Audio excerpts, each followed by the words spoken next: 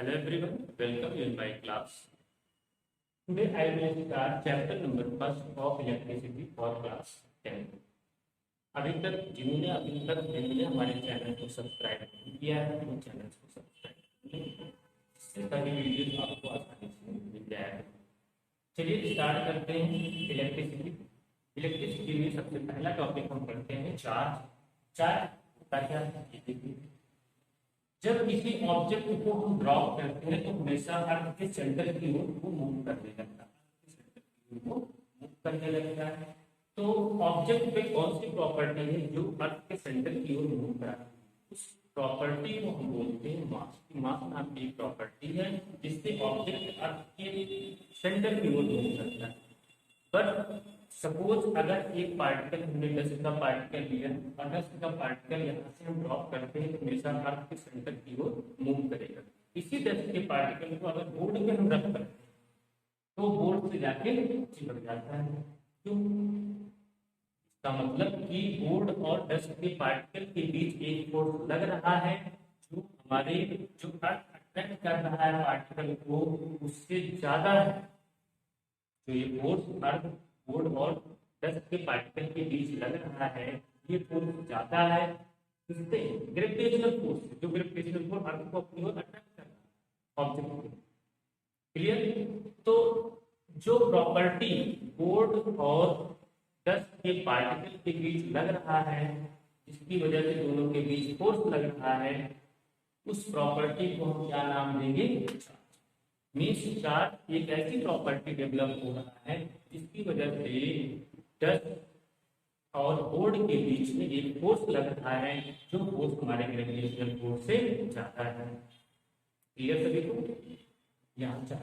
तो चार्ज को डिफाइन कैसे करेंगे? चार्ज को हम डिफाइन कैसे करेंगे? Charge it is the property, it is the property of any body, property of any body by which it attract, note कर लीजिए, it attract the attract ना नोट करके it apply the force on another one, the force on another दूसरी body पे क्या करता है ये फोर्स? क्लियर? चार्ज किसी बॉडी के अंदर एक ऐसी प्रॉपर्टी डेवलप हो जाए जो दूसरी बॉडी पे फोर्स कराए, इस प्रॉपर्टी को हम बोलते हैं। एग्जांपल, अगर कोई कंघ है उसको हम अपने हेयर से रब करें, रब करने के बाद पेपर के पीस को हम पास ले जाएं तो वो पेपर के पीस को अट्रैक्ट करेगा। क्यों अट्रैक्ट करता है? क्योंकि कंघ के पास एक प्रॉपर्टी डेवलप हो गया जिसे हमने क्या नाम दिया? चार्ज, और वो दूसरी बॉडी को फोर्स कराए। चलिए देखते हैं इसके बाद चार्ज। चार्ज का जो सिंबल होता है, चार्ज का सिंबल हम डिनोट करते हैं, वो Q से डिनोट करते हैं। और ये क्वांटिटी कैसी होती है? क्वांटिटी स्केलर क्वांटिटी, इसमें डायरेक्शन नहीं होता, स्केलर क्वांटिटी। और एसआई यूनिट चार्ज की, चार्ज की जो एसआई यूनिट होती है, एसआई यूनिट होती है कूलम। चार्ज की एसआई यूनिट जिसे हम C से डिनोट करते हैं, जो एसआई यूनिट होती है कूलम होती है जिसे हम C से डिनोट करते हैं। क्लियर कर दीजिए। चार्ज कैसे डेवलप होता है? चार्ज हमेशा किसी कोई एक बॉडी है कि अगर ये इलेक्ट्रॉन को अपने से रिमूव कर दे या इलेक्ट्रॉन इसमें इंटर कर जाता है तो इस बॉडी के चार्ज डेवलप हो जाता है। शायद बालों से जब हम हेयर को कम को रख करते हैं तो इलेक्ट्रॉन के ट्रांसफर की वजह से इस बॉडी का फिर चार्ज डेवलप हो जाता है। अब इस बॉडी ए वाली बॉडी में अगर देखें, अगर कोई बॉडी इलेक्ट्रॉन को रिमूव कर देता है, सबसे पहले इलेक्ट्रॉन और प्रोटॉन तो हमेशा इक्वल होते हैं किसी भी बॉडी में, बट अगर इलेक्ट्रॉन को रिमूव कर देगा तो number of electron less than number of proton. हमेशा कोई भी बॉडी न्यूट्रल होती है क्योंकि इलेक्ट्रॉन प्रोटॉन, लेकिन बॉडी से अगर इलेक्ट्रॉन को हमने रिमूव कर दिया तो electron is less than number of proton, इसलिए ओवरऑल प्रोटॉन में कैसा चार्ज होता है? पॉजिटिव चार्ज होता है। तो हमारी बॉडी कैसे बिहेव करने लगती है, पॉजिटिव बिहेव करने लगती है। अगर किसी बॉडी में सपोज हमने ले लिया 12 इलेक्ट्रॉन है और 12 प्रोटॉन, ये इलेक्ट्रॉन और ये प्रोटॉन, 12 इलेक्ट्रॉन और 12 प्रोटॉन। अगर इस बॉडी ने 2 इलेक्ट्रॉन को रिमूव कर दिया, 2 इलेक्ट्रॉन को रिमूव करने के बाद 10 इलेक्ट्रॉन और प्रोटॉन कितने रहेंगे, 12। तो ओवरऑल इससे 2 प्रोटॉन के इक्वल पॉजिटिव चार्ज आ जाएगा। सिमिलरली अगर हम देखें कि कोई बॉडी है जिसके इलेक्ट्रॉन 12 और ये बॉडी 2 इलेक्ट्रॉन को गेन कर लेता है, 2 इलेक्ट्रॉन को क्या कर लिया, गेन कर लिया। तो नंबर ऑफ इलेक्ट्रॉन कितने हो जाएंगे, अगर इलेक्ट्रॉन को इसने गेन कर लिया नंबर ऑफ इलेक्ट्रॉन और नंबर ऑफ प्रोटॉन कितने रह जाएंगे। ओवरऑल अगर देखा जाए तो 2 इलेक्ट्रॉन एक्स्ट्रा हो गए और इलेक्ट्रॉन कैसा होता है, नेगेटिव होता है। तो ओवरऑल जो हमारा एटम ए था, इस एटम पे कैसा चार्ज डेवलप हो जाएगा, नेगेटिव चार्ज डेवलप हो जाएगा।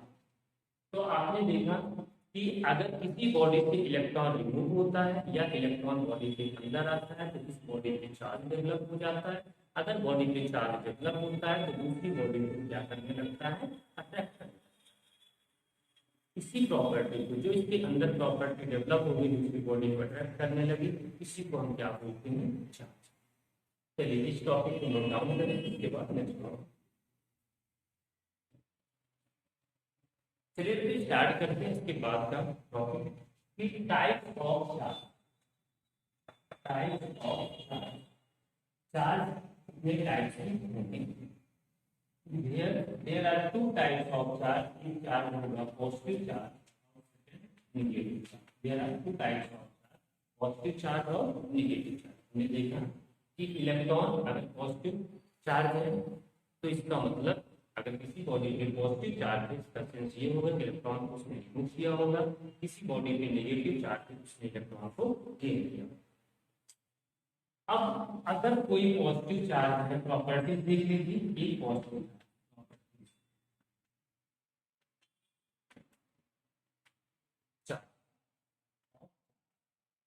पॉजिटिव चार्ज है, दूसरा भी पॉजिटिव चार्ज है या नेगेटिव चार्ज है, नेगेटिव चार्ज तो क्या बोलेंगे, प्रोटॉन लाइट। सिमिलर चार्ज को लाइट चार्ज, लाइट चार्ज। तो इनके बीच या फिर इनके बीच क्या होगा, हमेशा रिपल्सिव फोर्स वर्क करता है, मींस रिपल्सिव। हमेशा इनके बीच कैसा फोर्स लगेगा, रिपल्सिव, दोनों एक दूसरे को दूर खींचेंगे। बट अगर अनलाइट चार्ज है, अनलाइट चार्ज, एक चार्ज हमने ले लिया नेगेटिव चार्ज और सेकंड चार्ज कैसा हो गया, पॉजिटिव चार्ज है, अनलाइट चार्ज है, तो इनके बीच हमेशा अट्रैक्टिव फोर्स वर्क करता है। Means when like charge are present then they will repel to each other, and unlike charge to unlike charge are present they will attract to each other. First.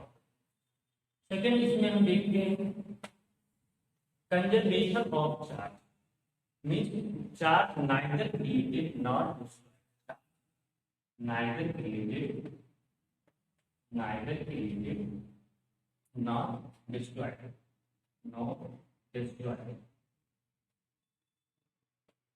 charge neither created nor destroyed means किसी body पे जो charge होगा वो हमेशा isolated body पे जो charge होगा हमेशा कांस्टेंट होगा, ना तो उसे क्रिएट कर सकते हैं ना डिस्ट्रॉय कर सकते हैं, बट एक बॉडी से दूसरी बॉडी में ट्रांसफर कर सकते हैं, एक बॉडी से दूसरी बॉडी में ट्रांसफर कर सकते हैं, charge created not destroy.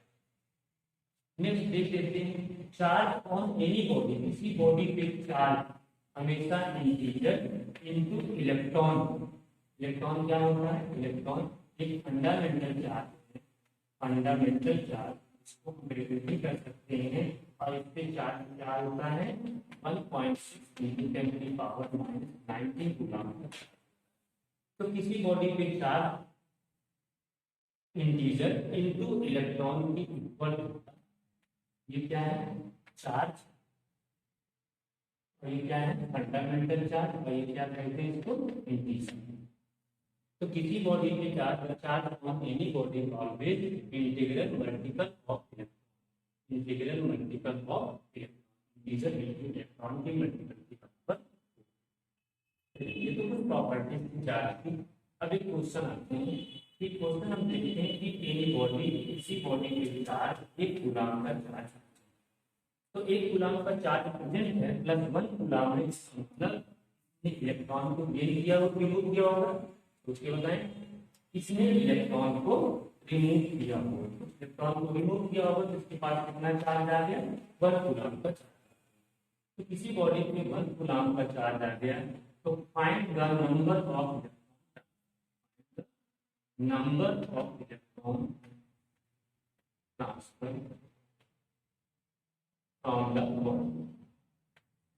Body से कितने इलेक्ट्रॉन को ट्रांसफर किया होगा। तो हम यही भी लगाएंगे कि इस प्लस में एन बताया नंबर ऑफ इलेक्ट्रॉन कितना ट्रांसफर हुआ, n equal to q upon e. Q की वैल्यू 1, इलेक्ट्रॉन के चार्ज कितना होगा 1.2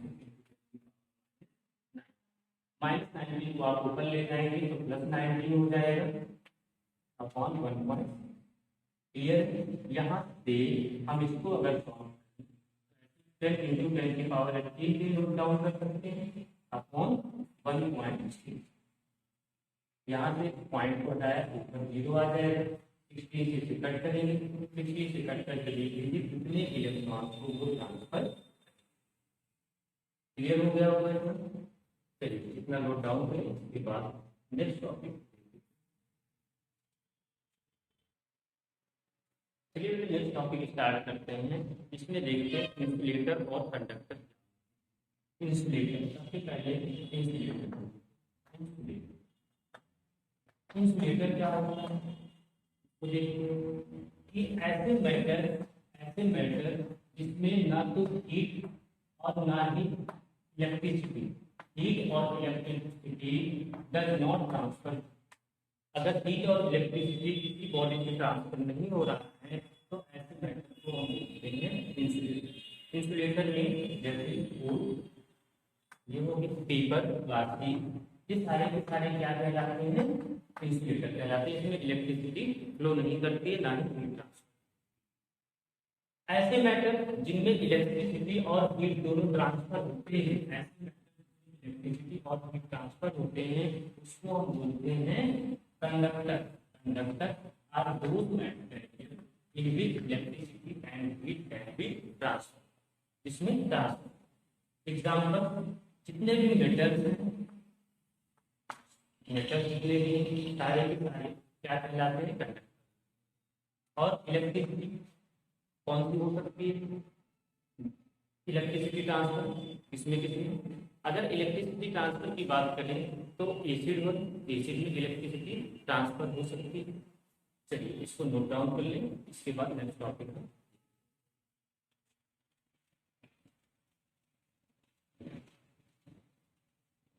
इसके बाद स्टार्ट करते हैं अपने इलेक्ट्रिक करंट।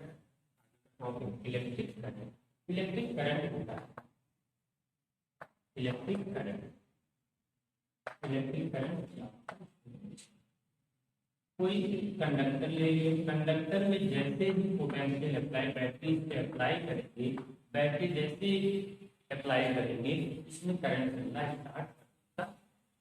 करंट क्यों चलता है, क्योंकि इसके अंदर जो इलेक्ट्रॉन होते हैं, बॉडी के अंदर जो फ्री इलेक्ट्रॉन्स होते हैं वो मूव करना स्टार्ट। तो इलेक्ट्रॉन मूव कर रहा है, बहुत सारे इलेक्ट्रॉन मूव कर रहे हैं, और कुछ टाइम के लिए इलेक्ट्रॉन मूव करेगा, के लिए मूव कर रहा है। तो डिफाइन कैसे करेंगे इलेक्ट्रिक करंट को, द फ्लो ऑफ इलेक्ट्रॉन या फिर charge, the flow of electron या फिर charge with respect to time. Time के रिस्पेक्ट में जो इलेक्ट्रॉन फ्लो हो रहा है उसी को हम बोलते हैं electric current. Means the flow of electron with respect to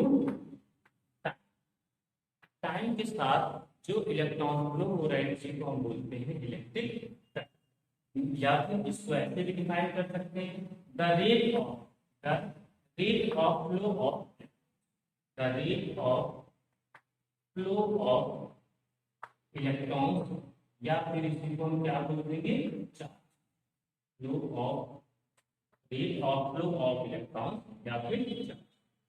यहाँ पे अब फार्मूले की बात आती है। करंट का फार्मूला कैसे जनरेट करें? Electric current equal to charge upon time, charge upon time. Current का जो सिंबल होगा, करंट को हम आई से प्लॉट करेंगे तो I equal to Q charge. Q को हम क्या लिख सकते हैं? एनई भी लिख सकते हैं, एनई अपॉन कोई भी फार्मूला यूज कर सकते हैं, एज जैसी जरूरत है उसी तरह के फार्मूले को यूज कर लेंगे। इलेक्ट्रिक करंट को हमने देख लिया, इलेक्ट्रिक करंट होता है। अब देखते हैं इसमें डायरेक्शन ऑफ करंट की, इलेक्ट्रिक करंट की डायरेक्शन क्या? देखिए, जो इलेक्ट्रॉन प्रेजेंट होते हैं हमेशा इलेक्ट्रॉन इधर मूव करते हैं पॉजिटिव टर्मिनल, बैटरी के पॉजिटिव टर्मिनल के साइड में। क्यों पॉजिटिव टर्मिनल के साइड में मूव करते हैं? क्योंकि इलेक्ट्रॉन नेगेटिव होता है और इधर मूव करना चाहेगा पॉजिटिव, क्योंकि पॉजिटिव प्लस और माइनस में क्या होगा? अटैच। तो electron always move toward the positive terminal of the battery. यहाँ पे आ रहा है जो करंट होगा वो किधर मूव करेगा? वो इलेक्ट्रॉन जिधर मूव करेगा उसके means the direction of current, the direction of current opposite to motion of electron, motion of direction of current, direction of electron, electrons के अपोजिट डायरेक्शन में मूव करेगा। क्लियर? या फिर ऐसे भी कर सकते हैं, positive plus higher potential, negative lower potential. Current हमेशा किसी भी सर्किट में हायर पोटेंशियल से पोटेंशियल की साइड में मूव करता है, हायर पोटेंशियल से लोअर पोटेंशियल। लेकिन बैटरी में हमेशा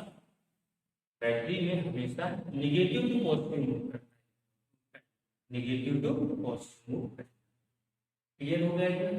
तो यहाँ हमने देखा। अब मेजरिंग डिवाइस क्या होता है? मेजरिंग डिवाइस ऑफ करंट, किस डिवाइस से हम मेजर करते हैं इसको करंट, वो मेजरिंग डिवाइस क्या कहलाता है? एमीटर। क्या एमीटर से हम मेजर करते हैं करंट। एमीटर एक ऐसी डिवाइस है जिससे हम करंट को मेजर करते हैं। एमीटर जो होता है, इसका जो रेजिस्टेंस होता है, रेजिस्टेंस ऑफ एमीटर क्या होता है? रेजिस्टेंस ऑफ एमीटर कैसा होगा? हाई के लो, ये हमेशा लो। क्यों लो होता है? क्योंकि हमेशा एमीटर होता है वो सर्किट के सीरीज में, ये सीरीज एमीटर हमेशा कैसे कनेक्ट होता है? सीरीज में कनेक्ट होता है, इसलिए इसका रेजिस्टेंस लो रखते हैं। रेजिस्टेंस जब इसका लो होगा तो वो क्या होगा? करंट को फ्लो कराएगा। अदरवाइज जब हाई रेजिस्टेंस होगा तो इस सर्किट से कोई करंट नहीं फ्लो करेगा। तो इसलिए इसका जो रेजिस्टेंस होता है बहुत ही लो होता है। और हमेशा कैसे कनेक्ट करते हैं?